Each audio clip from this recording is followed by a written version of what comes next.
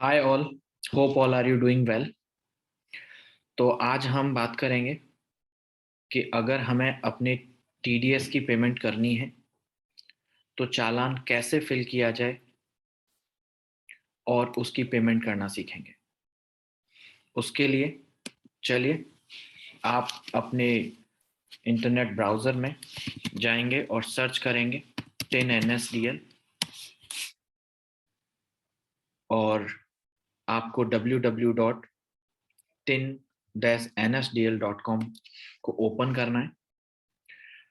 तो ये वो पोर्टल है जहाँ से हमारी इनकम टैक्स से रिलेटेड बहुत सारी वर्किंग्स होती हैं, टीडीएस से रिलेटेड बहुत सारी वर्किंग्स होती हैं, जैसे कि पैन कार्ड अप्लाई करना, टैन नंबर अप्लाई करना, टैक्सेस की पेमेंट करना, टीडीएस के रिटर्न्स वगैरह से रिलेटेड बहुत सारी और भी डिटेल्स यहाँ पर अवेलेबल होती है। तो चलिए जो भी ऑप्शंस आएंगे आप उन्हें कंटिन्यू करते जाएंगे। जो ये पोर्टल का नाम है टिन NSDL। टिन का मतलब होता है टैक्स इंफॉर्मेशन नेटवर्क और NSDL बेसिकली एक कंपनी है जिसका नाम है नेशनल सिक्योरिटीज डिपॉजिटरी लिमिटेड, जो कि गवर्नमेंट ऑफ इंडिया के लिए बहुत सारे अलग अलग डिपार्टमेंट्स के लिए डेटा डिपॉजिटरी का काम करती है। तो चलिए हमारा पॉइंट है कि हम टीडीएस की पेमेंट कैसे करें, चालान कैसे प्रिपेयर करें। इस सेक्शन में जाएंगे और आप देखेंगे सेकंड कॉलम सेकंड रो में ऑप्शन है ई पेमेंट पे टैक्सेस ऑनलाइन। आप इस पर क्लिक करेंगे और एक नए पेज पर पहुंचेंगे जहां पर आपको ई पेमेंट ऑफ टैक्सेस के लिए बहुत सारे चालान ऑप्शंस दिखेंगे। हम टीडीएस और टीसीएस की पेमेंट के लिए चालान नंबर ITNS 281 यूज करते हैं, जिसमें क्लियर लिखा है payment of TDS TCS by company और नॉन कंपनी डिडक्टीज। तो आपको इसको प्रोसीड करना होगा। जैसे ही हम इसे प्रोसीड करते हैं तो हमारे सामने वो चालान ओपन हो जाता है जिसे हम फिल करेंगे, प्रिपेयर करेंगे और फिर पेमेंट के लिए प्रोसीड करेंगे। तो देखिए ये हमारे पास चालान ओपन हो चुका है। तो स्टार्ट करते हैं फिल करना। सबसे पहले tax applicable, tax deducted collected at source from. हमारे पास दो ऑप्शंस हैं, code 0020 company deductees, 0021 non company deductees. Suppose अगर आप एक कंपनी है प्राइवेट लिमिटेड और आप अपने एम्प्लॉइज जो कि इंडिविजुअल हैं उनकी सैलरी पर टीडीएस डिडक्ट करते हैं और उस डिडक्ट किए हुए टीडीएस की पेमेंट कर रहे हैं, तो आप यहाँ पर ऑप्शन चूज करेंगे नॉन कंपनी डिडक्टीज। अक्सर लोग इसमें गलती करते हैं क्योंकि सपोज आप एक कंपनी है, मान लीजिए मेगारा इंफोटेक प्राइवेट लिमिटेड, अपने एम्प्लॉइज का टीडीएस डिडक्ट करके जमा करा रहे हैं। तो मेगारा इंफोटेक प्राइवेट लिमिटेड एक कंपनी है, लेकिन जिनका टीडीएस डिडक्ट करके जमा कराया जा रहा है, जो डिडक्टीज हैं, वो एम्प्लॉइज हैं, इंडिविजुअल्स हैं। तो आप डिडक्टर के बेस पर डिसाइड नहीं करेंगे कि मेगारा इंफोटेक प्राइवेट लिमिटेड तो एक कंपनी है तो कंपनी डिडक्टी टिक कर लेते हैं, नहीं। Megara infotech private limited company है बट डिडक्टर है, डिडक्टी नहीं है। और हमें यहाँ पर कि जिनका हमने टीडीएस डिडक्ट किया है वो डिडक्टीज कौन है वो हमें यहाँ पर बताना है।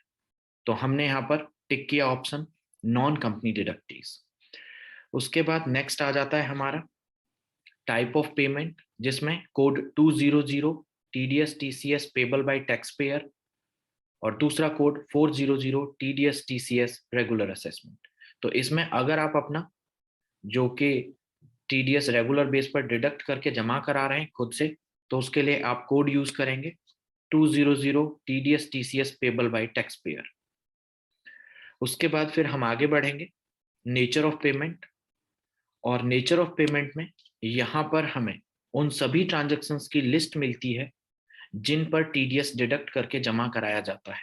तो हम यहाँ पर इस लिस्ट में सैलरी पर टीडीएस डिडक्ट करके जो जमा कराया जा रहा है उस ट्रांजेक्शन को सर्च करेंगे और वो होगा हमारा कोड 92B। तो हम 92B चूज करेंगे। मैं बताना चाहूंगा कि यहाँ पर जितनी भी लिस्ट आ रही है नेचर ऑफ पेमेंट्स की, अगर आप इसके बारे में डिटेल में जानना चाहते हैं तो उसके लिए आप मेगारा इन्फोटेक प्राइवेट लिमिटेड की तरफ से दिए जा रहे ट्रेनिंग प्रोग्राम्स को चूज कर सकते हैं, जिसमें कि आपको हर एक नेचर ऑफ पेमेंट पर किस परसेंटेज से टीडीएस डिडक्ट किया जाता है, कब डिडक्ट किया जाना चाहिए, कब पेमेंट होनी चाहिए, उससे रिलेटेड सारी जानकारी सब कुछ आपको प्रैक्टिकली सीखने को मिलेगा। तो चलिए अभी जैसा कि हम सैलरी पर टीडीएस डिडक्ट करके जमा करा रहे हैं और उसके लिए चालान प्रिपेयर कर रहे हैं, तो आप ऑप्शन चूज करेंगे 92B, जिसमें लिखा हुआ है डिस्क्रिप्शन में, payment of employees other than government employees. उसके बाद आप मोड ऑफ पेमेंट चूज करेंगे। आप नेट बैंकिंग यूज कर सकते हैं, डेबिट कार्ड यूज कर सकते हैं। तो जिस भी बैंक या डेबिट कार्ड जिस भी बैंक का है जिसके जरिए आप पेमेंट करेंगे, आप करेक्ट स्टेप चूज करके अपनी बैंक इस लिस्ट में से चूज कर लेंगे। तो चलिए मैं अभी यहाँ पर डेबिट कार्ड ऑप्शन चूज कर रहा हूँ, और आप उसके लिए जिस भी बैंक को यूज करेंगे उस बैंक को सेलेक्ट कर लेंगे। मैं अभी के लिए आईसीआईसीआई बैंक चूज कर रहा हूँ। उसके बाद नेक्स्ट आ जाता है, आपको 10 नंबर प्रोवाइड कराना है अपनी कंपनी का, और 10 नंबर प्रोवाइड कराने के बाद बहुत ध्यान से आपको असेसमेंट ईयर चूज करना है। देखिए इसमें भी गलती अगर हो जाती है तो काफी प्रॉब्लम आती है, क्योंकि आप जिस पर्टिकुलर फाइनेंशियल ईयर और उससे रेलेवेंट जो असेसमेंट ईयर है जिसके लिए आप टैक्स डिडक्ट कर रहे हैं, सही असेसमेंट ईयर चूज करके जमा कराएं। गलती होने पर जो डिफरेंट ईयर के लिए आप टैक्स जमा करा चुके होंगे जबकि आपको यूज किसी पर्टिकुलर दूसरे ईयर के लिए करना है, तो प्रॉब्लम आती है। हम अभी फॉर द फाइनेंशियल ईयर जो हमारा 21-22 चल रहा है, जिसके लिए असेसमेंट ईयर इमीडिएट नेक्स्ट 2022-23 होगा, हम वो चूज करेंगे। देन आफ्टर आपको एड्रेस फिल करना है अपना। तो देखिए जो भी ऑप्शंस यहाँ पर रेड स्टार मार्क्ड हैं वो मैंडेटरी हैं, आप उन्हें तो फिल करेंगे करेंगे। अगर आपके पास पूरा डिटेल्स पूरा एड्रेस है तो फिल करिए, वरना आप ये सिर्फ 3 डिटेल प्रोवाइड करा करके भी अपने चालान को पे करने के लिए प्रोसीड कर सकते हैं। तो चलिए मैं यहाँ पर सिटी और district Gurugram, state Haryana, pin code provide कराऊंगा। ईमेल आईडी मोबाइल नंबर भी आप यहाँ पर डाल सकते हैं, और उसके बाद लास्ट में आप ये कैप्चा प्रोवाइड कराएंगे।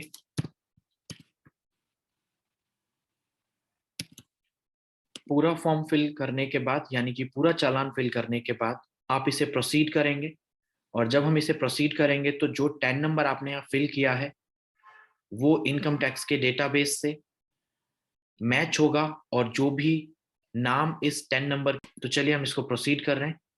और जब आप प्रोसीड करेंगे तो जो भी ऑप्शंस आपने टिक किए या फिल किए वो सब आपको यहाँ पर दिखेंगे। और इम्पॉर्टेंट चीज कि जो भी 10 नंबर आपने यहाँ पर फिल किया था उस 10 नंबर के लिए जो कंपनी का नाम है वो यहाँ पर आपको शो होगा। तो आप एक बार बहुत ध्यान से वेरीफाई कर लें। अगर ये नाम कुछ और आ रहा है दैट मीन्स कि आपने 10 नंबर गलत प्रोवाइड किया है, तो आप इसे एडिट करके वापस से करेक्ट 10 नंबर प्रोवाइड कराएं अपना। नेक्स्ट असेसमेंट ईयर जो आपने चूज किया है उसके लिए फाइनेंशियल ईयर यहाँ पर ब्लिंक कर रहा है। आप इसे भी बड़े ध्यान से देखें कि जिस फाइनेंशियल ईयर के लिए आप एक्चुअली में टीडीएस डिडक्ट करके जमा करा रहे हैं कि आपने सही चूज किया है। If everything is okay correct, तो आप बिल्कुल लास्ट में जाएंगे और इस डिक्लेरेशन को एक्सेप्ट करेंगे and submit to the bank कर देंगे। यानी हम कह सकते हैं कि जो हमें चालान फिल करना था वो हमारा हो चुका है। अब हम बैंक पेज पर जाएंगे जहां हमें पेमेंट करनी है। सबमिट टू द जब बैंक करेंगे हम, तो देखिए जो भी बैंक आपने चूज किया था, जो भी मोड आपने चूज किया था वो आपका यहाँ पर आएगा। तो चलिए मैं आपको इसमें थोड़ा सा, जब हम टैक्स अमाउंट फिल करते हैं वहां तक ले जाने के लिए मैंने डेबिट कार्ड ऑप्शन चूज किया था और मैं उसी के साथ आगे बढ़ूंगा। जब हम इसको डेबिट कार्ड ऑप्शन को चूज करके आगे बढ़ते हैं तो आप देखेंगे जो चालान आपने फिल किया था वो पूरा आपको फिल होकर के शो हो रहा होगा, और इसमें डिटेल ऑफ पेमेंट आप फिल करेंगे, यानी कि जो अमाउंट ऑफ टैक्स आप जमा करा रहे हैं वो आपको यहाँ फिल करना होगा। यानी कि जो भी टैक्स आपने डिडक्ट किया है, सपोज आपने 50,000 रुपीज इनकम टैक्स डिडक्ट किया है, उस पर सेस जो कि 4% होता है 2,000, वो आप यहाँ फिल करेंगे। अगर आपने जैसा कि सैलरी में बेसिक टैक्स, सरचार्ज, सेस जो भी अकॉर्डिंगली लगा डिडक्ट किया, आपको वो उसी हिसाब से उसी रेस्पेक्टिव हेड में डालना है। लेकिन इफ इन केस अगर आपके पास वो कंप्लीट बाइफरगेशन नहीं है तो आप सारा अमाउंट बेसिक टैक्स यानी इनकम टैक्स हेड में डाल के भी जमा करा सकते हैं। उसके बाद अगर आप कोई भी इंटरेस्ट जो कि डिले पेमेंट करने पर आपको लग रही है वो आप इस इंटरेस्ट हेड में जमा कराएंगे। किसी भी तरह की अगर आपको पेनल्टी लग रही है वो आप पेनल्टी हेड में जमा कराएंगे। और अगर आपने टीडीएस का रिटर्न देर से फाइल किया है उसके चलते आपको जो लेट फीस लगती है 200 रुपीज पर डे, वो अमाउंट आप इस हेड में जमा कराएंगे। उसे जमा कराने के बाद यानी कि फिल करने के बाद आप इसको कैलकुलेट टोटल अमाउंट कर लेंगे जो कि हमने एग्जाम्पलरी फिल किया हुआ है और वो यहाँ टोटल आ जाएगा। आप अपनी ईमेल आईडी मेंशन करके इससे जस्ट कंटिन्यू करेंगे और उसके बाद ये आपको आपके पेमेंट गेटवे पर ले जाएगा, ठीक उस तरह जैसे जब आप शॉपिंग करते हैं और पेमेंट एग्जीक्यूट करते हैं। यानी कि आपको बस अपने कार्ड डिटेल्स या नेट बैंकिंग क्रेडेंशियल्स और जो भी ओटीपी ऑथेंटिकेट कराना है वो कराते हैं और आपकी पेमेंट हो जाती है।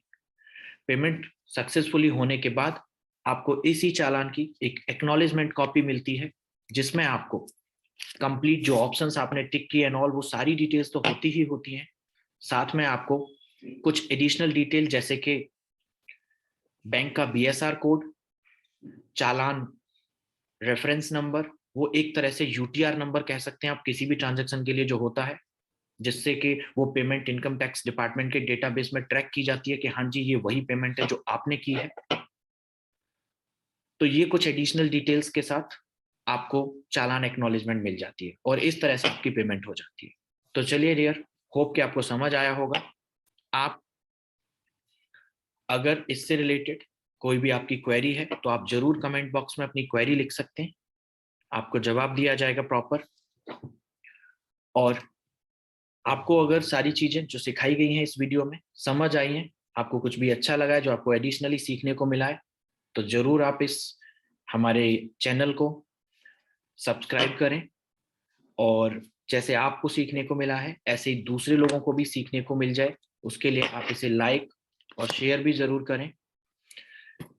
हमारे साथ और ऐसे ही बहुत सारी tax related, finance related, accounts related चीजें सीखने के लिए हमारे यूट्यूब चैनल को सब्सक्राइब करने के बाद बेल आइकन जरूर दबाएं, जिससे कि जो भी वीडियो अपलोड की जाए आप तक उसकी इंफॉर्मेशन पहुंचे और आप उसे देख पाएं और अच्छा सीख पाएं।